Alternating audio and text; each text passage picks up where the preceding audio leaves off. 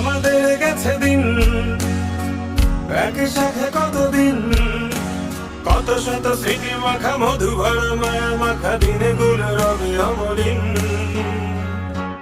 বারে বারে সেদিন পুরো দিন বাকি গানটুকু আমি বলে দিলাম, কারণ আমি আর পুরো গানটা চালাতে পারবো না, কপিরাইট খাবো। হ্যালো, আসসালামু আলাইকুম, welcome to my another blog. আজকে প্রথমেই বুঝে গেছেন যে আমি কি ব্লগ আপলোড করতে যাচ্ছি। যাই হোক, ওই দিনটা ছিল আমাদের জন্য অনেক যে মজার, যেরকম মজার সেরকম আবার একটু মন খারাপ তো থাকবেই।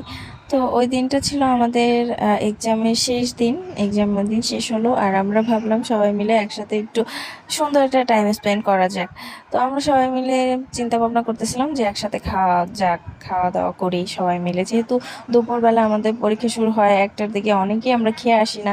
আর আমি তো কোনো দিনও খাইতে পারি না ভাই, পরীক্ষার আগে আমার গলা দিয়ে পানিটুকু নামে না। তো আমরা পরীক্ষা শেষে সবাই একসাথে হওয়ার পরে আমরা সবাই মিলে বরিশালে পিজা বারে চলে গেছিলাম। আর বরিশালে যারা যারা থাকেন তারা তো জানেনই ওনাদের সার্ভিস কতটা ভালো, আর তাদের সার্ভিস নিয়ে কোনো কথাই বলবো না। আমরা গেলাম, তারপর সবাই একসাথে হলাম, তারপরে অর্ডার করলাম খাবার। দেন অনেকক্ষণ বসে আমরা সবাই মিলে আড্ডা দিলাম, ভিডিও ছবি টবি তুললাম, তারপর অনেকক্ষণ মজা করলাম। প্রায় আধা ঘন্টার একটু বেশি ছিলাম আমরা সবাই একসাথে। এই পরীক্ষাটা শেষ, এখন পরীক্ষা শেষ, সবাই অনেকে বিয়ে করবে, অনেকে যে নিজের ক্যারিয়ার করবে, যে যার মতো ব্যস্ত হয়ে যাবে। কিন্তু আমাদের সবার এই স্মৃতিটুকু থেকে যাবে এই আমার ভিডিওর মাধ্যমে। আর আমি সব সময় একটা কথাই বলি যে আমি যে কোনো ভিডিওই করি শুধুমাত্র আমার স্মৃতি রাখার জন্য।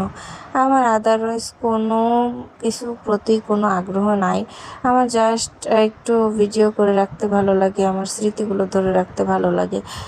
আর আমাদের স্কুল লাইফ, কলেজ লাইফ, এগুলো তো অতটা ফোন সে সময় ওইরকম চালাই নাই, ওই রকমের ধরে রাখতে পারি নাই। ভার্সিটি লাইফে এই কিছুটা সময় সবাই একসাথে হলাম, এই ছোটোখাটো মুহূর্তগুলো একসাথে ছিলাম, সেটাই তুলে ধরলাম। আসলে তাও তো ভার্সিটিতে সবাই সবার মতো থাকে, এই এক্সামটা হলে সবাই একটু একসাথে হয়। যাই হোক, দিনটা খুবই ভালো ছিল, আর দিনটা সব সময় মিস করব, আর হয়তো কখনো এভাবে এক হবে না।